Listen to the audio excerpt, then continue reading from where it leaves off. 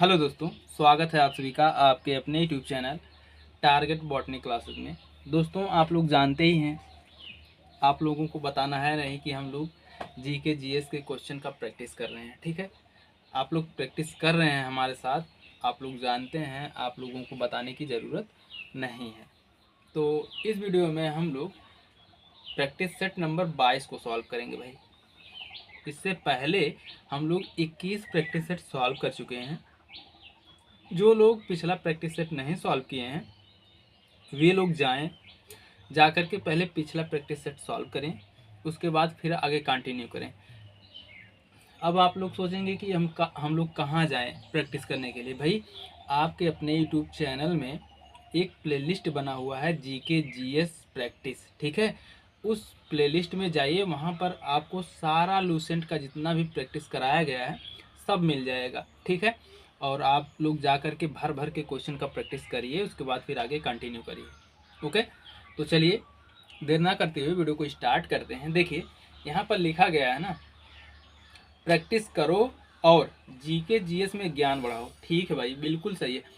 Experience is the best teacher, यानी आप लोग जितना एक्सपीरियंस मतलब जितना प्रैक्टिस करेंगे उतना ही आपका जो है ज्ञान इम्प्रूव होगा, ज्ञान बढ़ेगा। ओके, तो हम लोग लूसेंट का टॉपिक वाइज क्वेश्चन प्रैक्टिस कर रहे हैं भाई। और आज का टॉपिक है पादप जगत एवं पादप जगत का वर्गीकरण भाई। ठीक है, क्लासिफिकेशन ऑफ प्लांट किंगडम। और ये सभी एग्ज़ाम के लिए इम्पोर्टेंट है, चाहे वो टीचिंग लाइन एग्ज़ाम हो, चाहे वो वन डे एग्ज़ाम हो। ठीक है, आगे देखते हैं।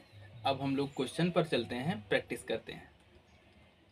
देखिए, टॉपिक है पादप जगत का वर्गीकरण और ये रहा क्वेश्चन। ठीक है, चलिए देखिए भाई, इसमें प्रैक्टिस सेट में जो है, इस प्रैक्टिस सेट में काफ़ी क्वेश्चन है भाई। 127, ठीक है, 127 क्वेश्चन है। तो 127 क्वेश्चन एक वीडियो में नहीं आ पाएगा। अगर आ भी जाता है तो वीडियो काफ़ी लॉन्ग हो जाएगी, आप लोग बोरियत महसूस करेंगे। इसलिए हम सोच रहे हैं कि आप लोगों को 2 वीडियो में आपको प्रोवाइड कर दें।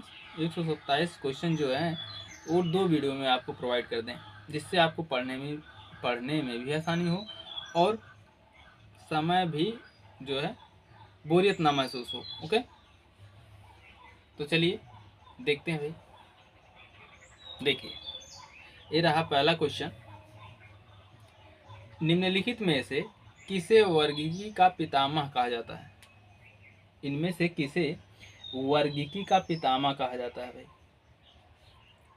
एंगलर, अरस्तु, लिनियस या फिर थियोफ्रेस्टस? बताइए कौन सा ऑप्शन सही होगा। एक मिनट, कलर चेंज कर लें, कलर थोड़ा सा डाउन है भाई। ठीक है, चलिए बताइए। क्वेश्चन नंबर फर्स्ट है, कौन सा ऑप्शन सही होगा? ऑप्शन नंबर सी सही हो जाएगा आपका, लिनियस। ठीक है, कैरोलस लिनियस को वर्गीकी का पितामह कहा जाता है। ओके, आगे देखते हैं अगला क्वेश्चन। देखिए, द्विनाम पद्धति के प्रतिपादक हैं। द्विनाम पद्धति के प्रतिपादक कौन है? लिनियस हैं, थियोफ्रेस्टस हैं, एचिंसन है या फिर एंगलर है? बताइए। क्वेश्चन नंबर 2 है, कौन सा ऑप्शन सही होगा आपका? ऑप्शन नंबर ए सही हो जाएगा, लिनियस। ठीक है, लिनियस द्विनाम पद्धति के प्रतिपादक हैं भाई। आगे देखते हैं। देखिए, वर्गीकरण का प्राकृतिक सिस्टम किस वनस्पति विज्ञानी ने प्रस्तुत किया? भारतीय या फिर जर्मन या फिर स्वीडिश या फिर ब्रिटिश? बताइए। क्वेश्चन नंबर 3 है, कौन सा ऑप्शन सही होगा? ऑप्शन नंबर सी सही हो जाएगा आपका, स्वीडिश। ठीक, वर्गीकरण का प्राकृतिक सिस्टम स्वीडिश वनस्पति विज्ञानी ने प्रस्तुत किया था। आगे देखते हैं अगला क्वेश्चन। देखिए, पुष्पी पादपों को किस में रखा गया है? पुष्पी पादपों को किस में रखा गया है? क्रिप्टोगैमस, फेनेरोगैमस, ब्रायोफाइट्स या फिर टेरिडोफाइट्स? बताइए। क्वेश्चन नंबर 4 है, कौन सा ऑप्शन सही होगा? ऑप्शन नंबर बी सही हो जाएगा आपका, फेनेरोगैमस में। ठीक है, पुष्पीय पादपों को फेनेरोगैमस में रखा गया है। आगे देखते हैं, अपुष्पीय पादपों को किस में रखा गया है? क्रिप्टोगैमस, फेनेरोगैमस, ब्रायोफाइट्स या फिर टेरिडोफाइट्स? बताइए। क्वेश्चन नंबर 5 है, कौन सा ऑप्शन सही होगा? ऑप्शन नंबर ए सही हो जाएगा आपका, क्रिप्टोगैमस। ठीक है, अपुष्पी पादपों को क्रिप्टोगैमस के अंतर्गत रखा गया है। आगे देखते हैं। देखिए,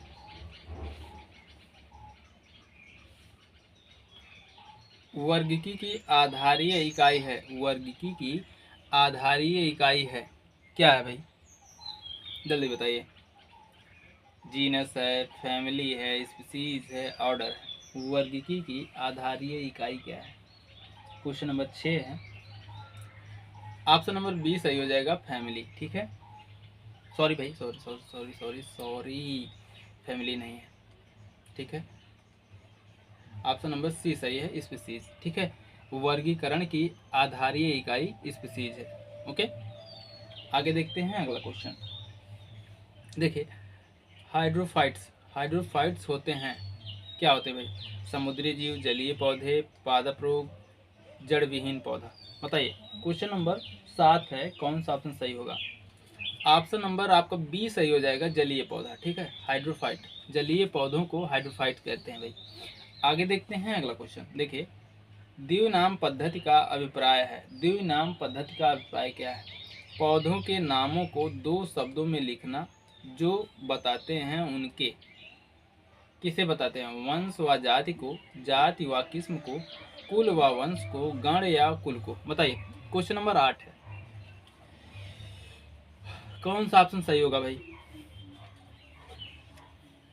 ऑप्शन नंबर ए सही हो जाएगा आपका, वंश व जाति को। ठीक, द्विनाम पद्धति का अभिप्राय है पौधों के नामों को दो शब्दों में लिखना जो वंश व जाति को बताते हैं। ठीक है, आगे देखते हैं अगला क्वेश्चन। देखिए, अगला क्वेश्चन है, जिन पौधों का बीज बनते हैं, कहा नहीं भाई, जिन पौधों पर बीज बनते हैं किंतु पुष्प नहीं लगते हैं कहलाते हैं, क्या कहलाते हैं? आवृत बीजी, अनावृत बीजी, टेरिडोफाइट्स, ब्रायोफाइट्स? बताइए, इनमें से कौन सा ऑप्शन सही है? क्वेश्चन नंबर 9 है, ऑप्शन नंबर बी सही हो जाएगा आपका, अनावृत बीजी पौधे। जिन पौधों में बीज लगते हैं लेकिन फूल नहीं लगते उन्हें अनावृत बीजी पौधे कहते हैं। ठीक है, जिन पौधों में बीज और फूल दोनों लगते हैं और फल भी बनते हैं उन्हें आवृत बीजी कहते हैं। ठीक है, आगे देखते हैं अगला क्वेश्चन। देखिए, जीवाणु की खोज किसने की? जीवाणु, बैक्टीरिया की खोज किसने की? फ्लेमिंग, लैम्बल, टेमिल या फिर ल्यूमेनहॉक? बताइए, कौन सा ऑप्शन सही है भाई? क्वेश्चन नंबर 10 है, कौन सा ऑप्शन सही होगा? ऑप्शन नंबर डी सही हो जाएगा आपका, ल्यूमेनहॉक। ठीक, जीवाणु यानी बैक्टीरिया की खोज ल्यूमेनहॉक ने किया था। ओके, आगे देखते हैं अगला क्वेश्चन। देखिए, जीवाणुओं से संबंधित निम्न कथनों में से कौन सही है? जीवाणुओं से संबंधित निम्न में से कौन सा सही है? सभी जीवाणु स्वपोषी होते हैं, सभी जीवाणु विविध पोषी होते हैं, या फिर अधिकांश जीवाणु विविध पोषी होते हैं, या फिर किंतु कुछ स्वपोषी होते हैं, या सभी जीवाणु प्रकाश संश्लेषी होते हैं? बताइए, कौन सा ऑप्शन सही होगा? देखिए भाई, आपको हम रियलिटी बता दें कि हम जहाँ पर रहते हैं वहाँ पर पेड़ पौधों की संख्या अधिक है, और I love animal and plant. ठीक है, हमें पेड़ पौधों से और जानवरों से बहुत लगाव है, बहुत प्यार है। ठीक है, तो हम जहाँ रहते हैं यहाँ पर पेड़ पौधों की और जानवरों यानी एनिमल का भरमार है भाई।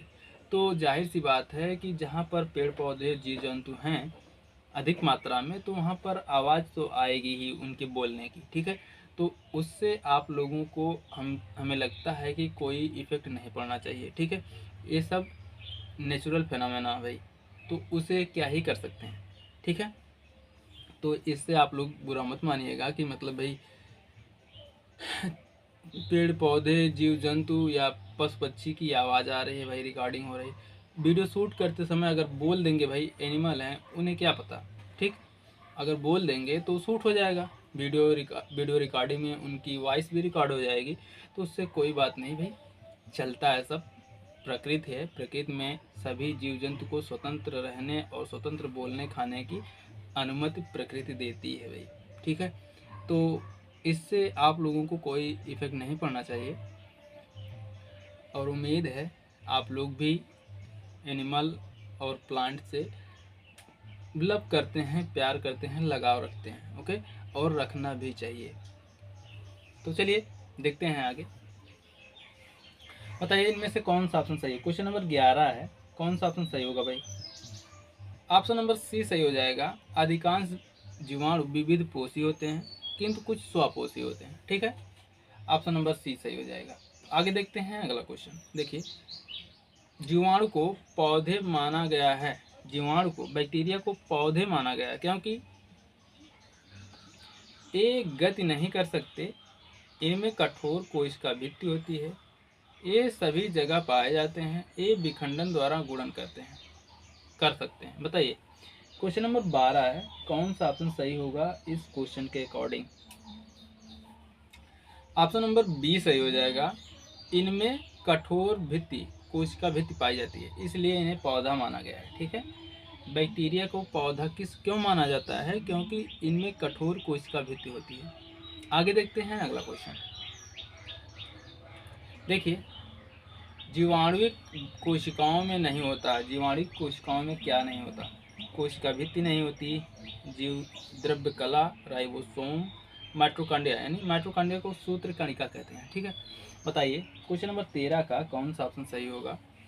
ऑप्शन नंबर डी सही हो जाएगा आपका, सूत्र कणिका, ठीक है। माइटोकॉन्ड्रिया को power house of the cell भी कहते हैं, ठीक है। Power house of the cell कहाँ पर लिखे भाई, स्पेस ही नहीं है। देखिए, पावर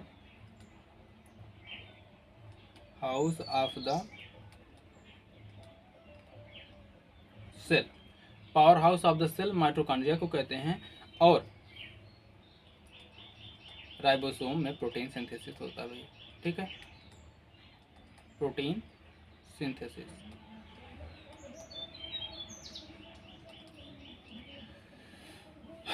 आगे देखते हैं अगला क्वेश्चन।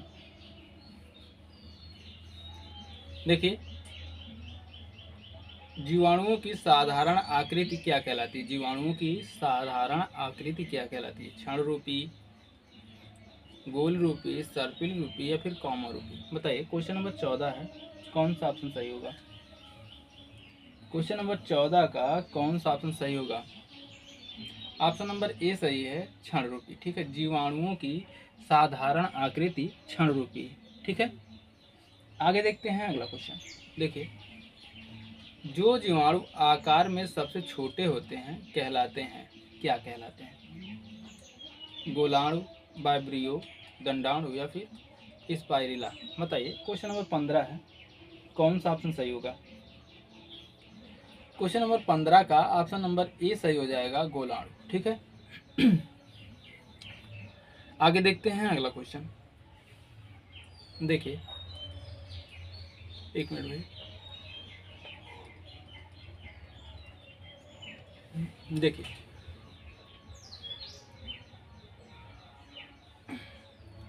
एक गोल जीवाणु कहलाता है,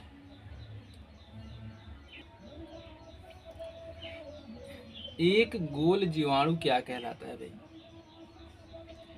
वाइब्रियो, बैसिलस, कॉलस, नाइकोकस, स्पाइरिला। बताइए इनमें से कौन सा ऑप्शन सही है। एक गोल जीवाणु या एक गोल बैक्टीरिया क्या कहलाता है, कोकस कहलाता है भाई, ठीक है। सर्कुलर बैक्टीरिया को कोकस कहते हैं, रॉड शेप बैक्टीरिया को बैसिलस कहते हैं, ठीक है, बैसिलस भाई, ठीक है। रॉड शेप बैक्टीरिया को बैसिलस कहते हैं, और कामा के आकार को वाइब्रियो कहते हैं, ठीक है। कामा के आकार को, जो कामा के आकार का बैक्टीरिया होता है यूं करके, उसे वाइब्रियो कहते हैं, ठीक है। बैसिलस हो गया, बैसिलस यानी rod shape bacteria, rod shape bacteria भी कहते हैं बैसिलस को, ठीक है। कोकस बैक्टीरिया जो होते हैं वे सर्कुलर होते हैं, गोल शेप होते हैं, इस आकार के बैक्टीरिया को कोकस कहते हैं, और कामा के आकार के बैक्टीरिया को वाइब्रियो कहते हैं, और राड के आकार के बैक्टीरिया को, ऐसे राड के आकार के बैक्टीरिया को, एक मिनट भाई,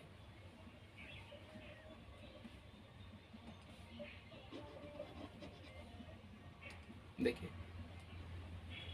ऐसे राड के आकार के बैक्टीरिया को बैसिलस कहते हैं, और यूं सर्पिल के आकार के बैक्टीरिया को स्पाइरिला कहते हैं। ठीक है, आगे देखते हैं अगला क्वेश्चन। देखिए, एक सर्पिल जीवाणु को कहते हैं, एक सर्पिल जीवाणु को क्या कहते हैं, अभी जस्ट बता दिए, तो ऑप्शन नंबर डी सही हो जाएगा आपका, स्पाइरिलम। ठीक है, क्वेश्चन नंबर 17 का ऑप्शन नंबर डी सही हो जाएगा। आगे देखते हैं अगला क्वेश्चन। वास्तविक केंद्रक किसमें अनुपस्थित होता है? कवक में, लाइकेन में, जीवाणु में, हरे शैवाल में? बताइए। क्वेश्चन नंबर 18 है, कौन सा ऑप्शन सही होगा? क्वेश्चन नंबर 18 का ऑप्शन नंबर सी सही हो जाएगा, बैक्टीरिया। ठीक है, बैक्टीरिया में ट्रू न्यूक्लियस यानी वास्तविक केंद्रक नहीं पाए जाते भाई, और बाकी सब में, कवक, लाइकेन, शैवाल में ट्रू न्यूक्लियस पाए जाते हैं। आगे देखते हैं अगला क्वेश्चन। देखिए,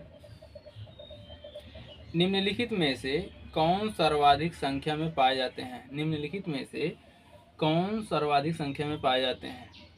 शैवाल, कवक, जीवाणु या फिर कीट? बताइए। क्वेश्चन नंबर 19 का कौन सा ऑप्शन सही होगा? क्वेश्चन नंबर 19 का ऑप्शन नंबर सी सही हो जाएगा, जीवाणु। ठीक है, आगे देखते हैं अगला क्वेश्चन। देखिए, बैक्टीरिया में पाया जाने वाला प्रकाश संश्लेषी आशय कहलाता है। बैक्टीरिया में पाया जाने वाला प्रकाश संश्लेषी आशय कहलाता है, क्या कहलाता है? श्वसन मूल, मध्यकाय, वर्णकी लवक या फिर जीनधर? बताइए। क्वेश्चन नंबर 20 कौन सा ऑप्शन सही होगा भाई? जल्दी बताइए। ऑप्शन नंबर सी सही हो जाएगा, वर्णकी लवक। ठीक है, बैक्टीरिया में वर्णकी लवक पाए जाते हैं प्रकाश संश्लेषण के लिए। ओके, आगे देखिए, पाश्चर प्रसिद्ध हैं, लुई पाश्चर। ठीक है, लुई पाश्चर किसके लिए भाई प्रसिद्ध है? बताइए, लुई पाश्चर किसके लिए प्रसिद्ध हैं? प्रोटीन संश्लेषण के लिए, या फिर रोगों की जर्म थ्योरी के लिए, या फिर जो है सूक्ष्मदर्शी की अन्वेषण के लिए, या शराब के किण्वन के लिए? बताइए। क्वेश्चन नंबर 21 है, ऑप्शन नंबर आपका सी सही हो जाएगा, लुई पाश्चर जो है रोगों की जर्म थ्योरी के लिए प्रसिद्ध है। ठीक है, आगे देखते हैं अगला क्वेश्चन।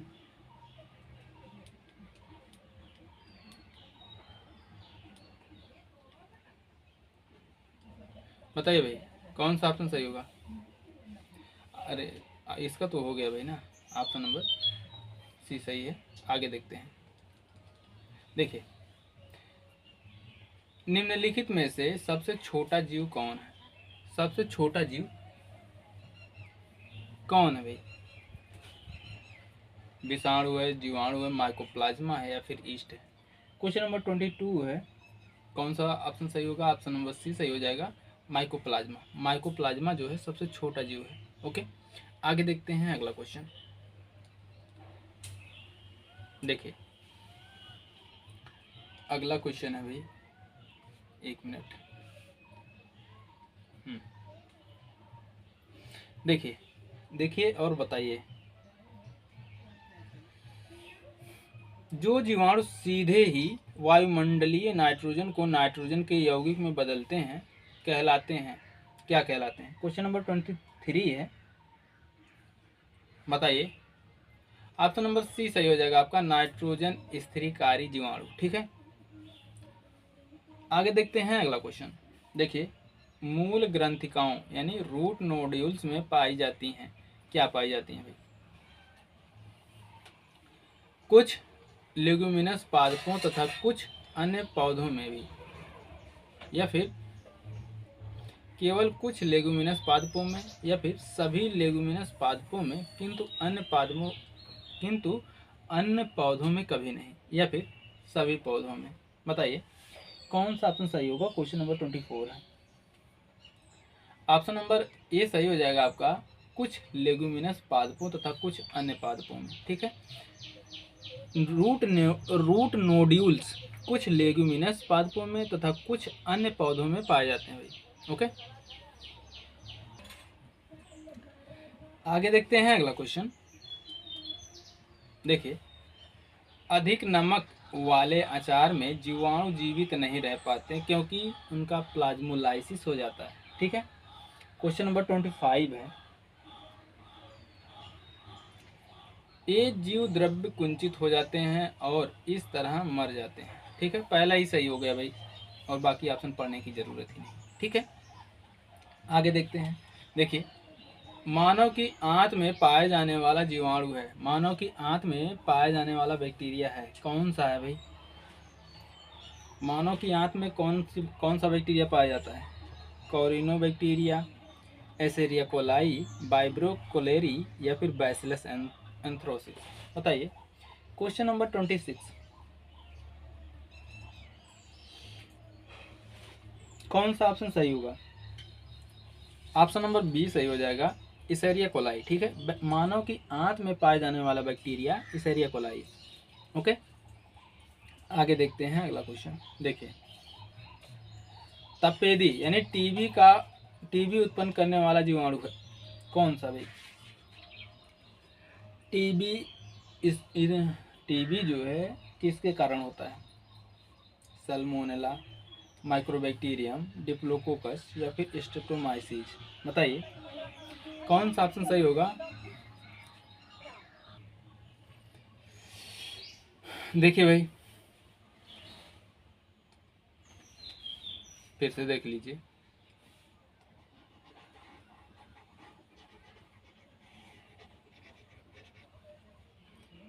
देखिए, तपेदी यानी टीबी उत्पन्न करने वाला जीवाणु है, कौन है। सल्मोनेला है, डिप्लोकोकस है, माइक्रोबैक्टीरियम है, स्ट्रेप्टोमाइसीज।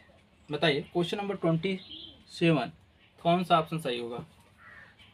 आपका ऑप्शन नंबर बी सही हो जाएगा, माइक्रोबैक्टीरियम। ठीक, माइक्रोबैक्टीरियम ट्यूबरोक्लोसिस नामक बैक्टीरिया से टीबी रोग होता है। ओके, आगे देखते हैं अगला क्वेश्चन। भोजन की विषाक्तता। ठीक है, भोजन की विषाक्तता उत्पन्न होती है किससे होता है। क्लास्ट्रीडियम टेटनी द्वारा, या फिर क्लास्ट्रीडियम बोटुलिनम द्वारा, या फिर सल्मोनेला टाइफोसिस, या फिर बैसिलस एंथ्रैक्सिस द्वारा। बताइए कौन सा ऑप्शन सही होगा इसमें। क्वेश्चन नंबर 28 है, जल्दी बताइए भाई। Question number 28, option number B सही हो जाएगा आपका, क्लास्ट्रीडियम बोटुलिनम। ठीक है, क्लास्ट्रीडियम बोटुलिनम बैक्टीरिया के कारण भोजन में विषाक्तता पॉइजनस हो जाता है। ठीक है, और क्लास्ट्रीडियम टेटनी के द्वारा टेटनस रोग होता है भाई। ठीक है, क्लास्ट्रीडियम टेटनी के द्वारा टेटनस रोग होता है, टेटनस रोग होता है। ठीक है, और बैसिलस एंथ्रैक्सिस के द्वारा एंथ्रैक्स रोग होता है।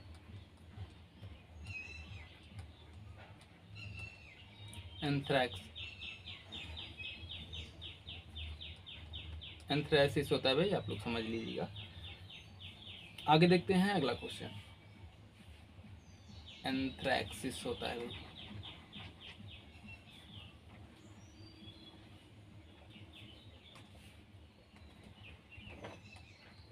एंथ्रैक्स, आगे देखते हैं अगला क्वेश्चन।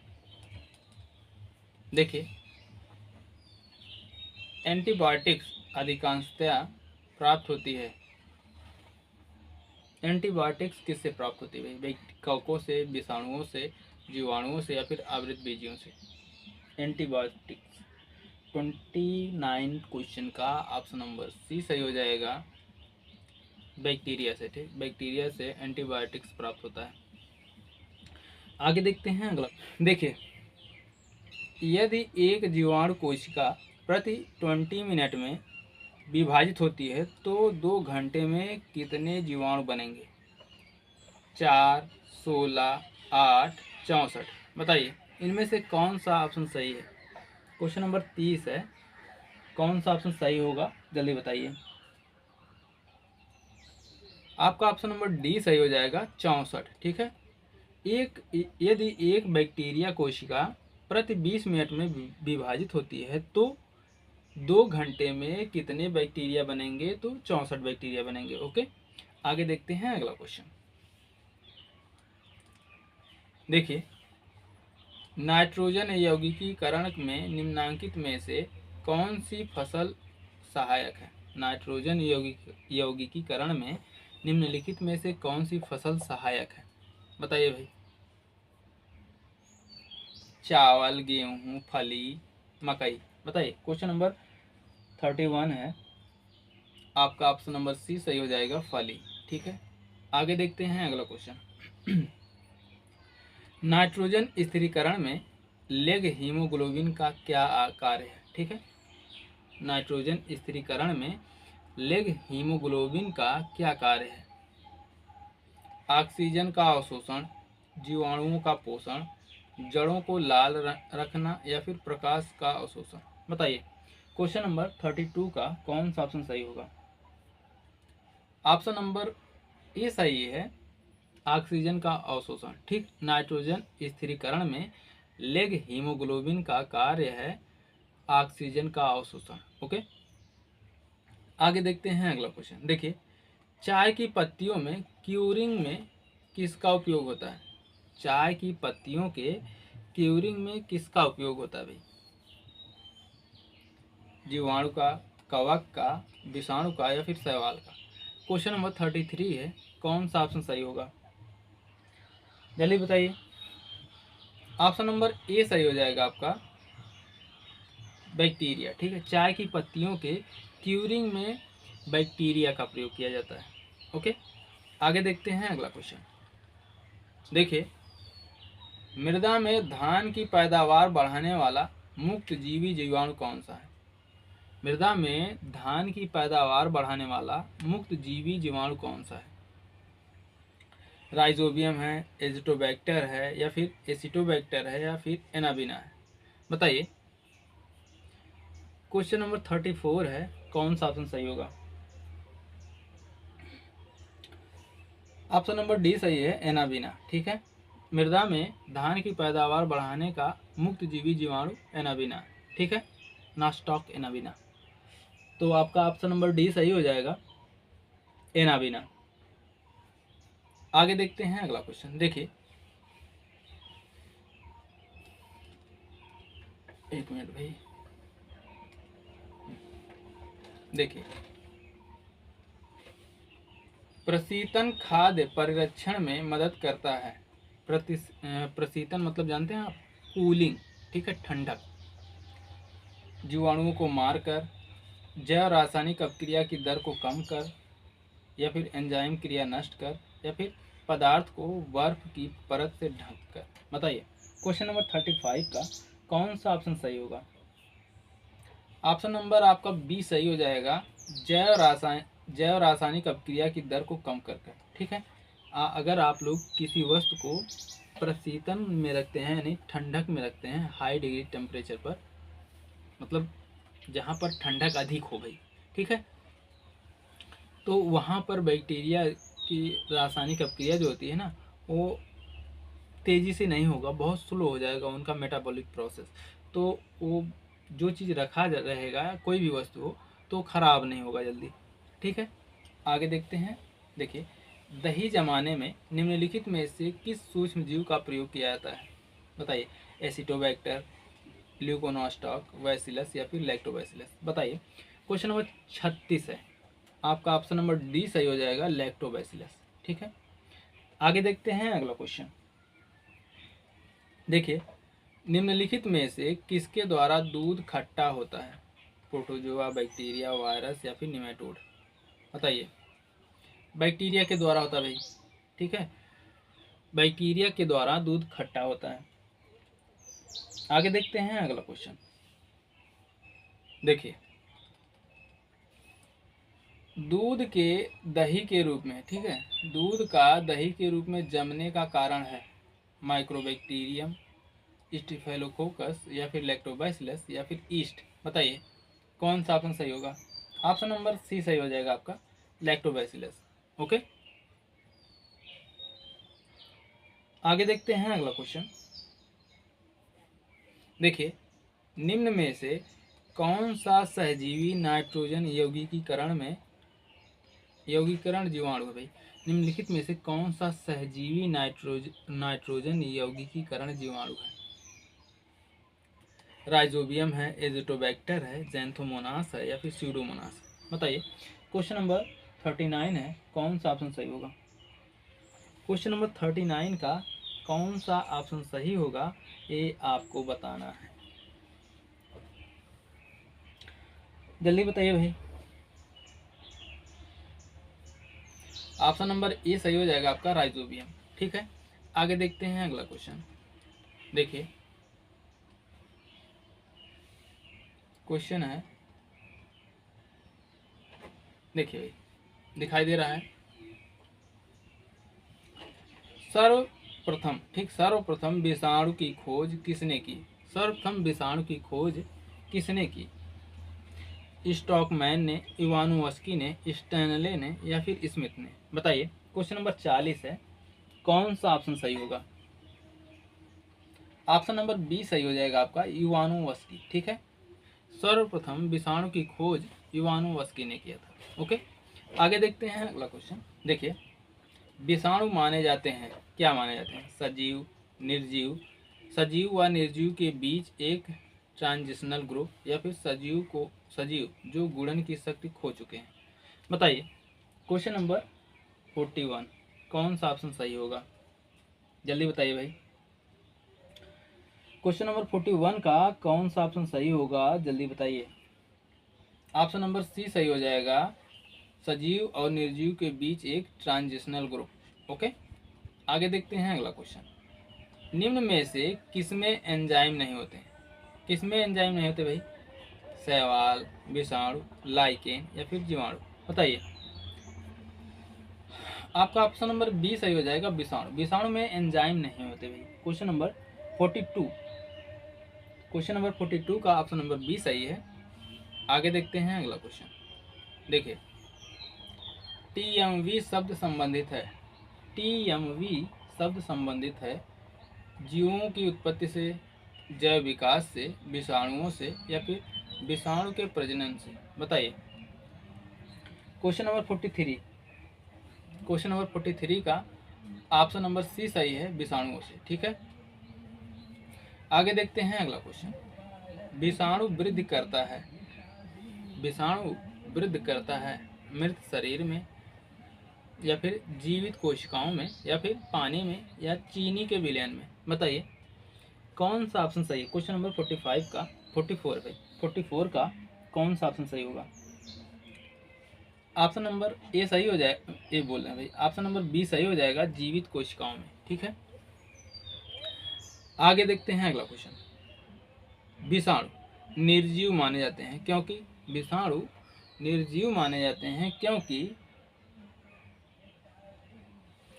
एक क्रिस्टलाइज हो सकते हैं। ठीक है, ऑप्शन नंबर बी सही है। विषाणु निर्जीव माने जाते हैं क्योंकि ये क्रिस्टलाइज हो सकते हैं। आगे देखते हैं, एंजाइम अनुपस्थित होते हैं कवकों में, विषाणुओं में, स्लाइम मोल्ड में या फिर जीवाणुओं में। बताइए क्वेश्चन नंबर 46 है। बताइए क्वेश्चन नंबर 46 का ऑप्शन नंबर बी सही हो जाएगा, विषाणुओं में। ठीक है, एंजाइम अनुपस्थित होते हैं, किसमें होते हैं, विषाणुओं में एंजाइम नहीं पाए जाते हैं भाई। आगे देखते हैं अगला क्वेश्चन, एक मिनट। देखिए, विषाणु में क्या होता है, क्वेश्चन नंबर 47। बताइए विषाणु में क्या होता है। न्यूक्लिक एसिड और प्रोटीन। ठीक है, ऑप्शन नंबर बी सही है, विषाणुओं में न्यूक्लिक एसिड और प्रोटीन होते हैं। ओके, क्वेश्चन नंबर 47 का ऑप्शन नंबर बी सही है। आगे देखते हैं। देखिए, आलू में मोज़ेक रोग यानी मोज़ेक डिजीज का कारक तत्व है कौन है भाई?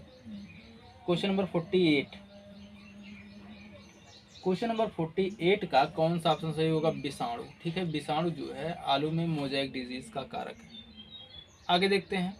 देखिए, निम्नलिखित में से किस वनस्पति जगत के पौधे को शैवाल के नाम से जाना जाता है? ऑप्शन नंबर बी सही होगा, थैलोफाइट। ठीक है, क्वेश्चन नंबर 49 का ऑप्शन नंबर बी सही होगा। ठीक है,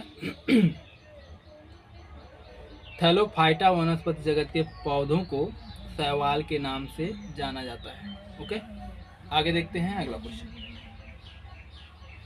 देखिए, शैवाल की कोशिका भित्ति किसकी बनी होती है? शैवाल की कोशिका भित्ति किसकी बनी होती है? जल्दी बताइए भाई, शैवाल की कोशिका भित्ति किसकी बनी होती है? Question number 50। Option number C सही है, सेलुलोज की बनी होती है। ओके, तो दोस्तों यहीं पर हम लोग प्रैक्टिस सेट को विराम देते हैं, फिर आगे अगले वीडियो में यहीं से कंटिन्यू करेंगे भाई। ठीक है, हम लोग 50 क्वेश्चन हम लोगों ने प्रैक्टिस किया और काफ़ी वीडियो लॉन्ग हो जाएगा भाई, इसलिए जो है यहीं पर हम लोग प्रैक्टिस क्वेश्चन को क्लोज करते हैं। मिलते हैं नेक्स्ट वीडियो में, तब तक के लिए जय हिंद, जय भारत, वंदे मातरम।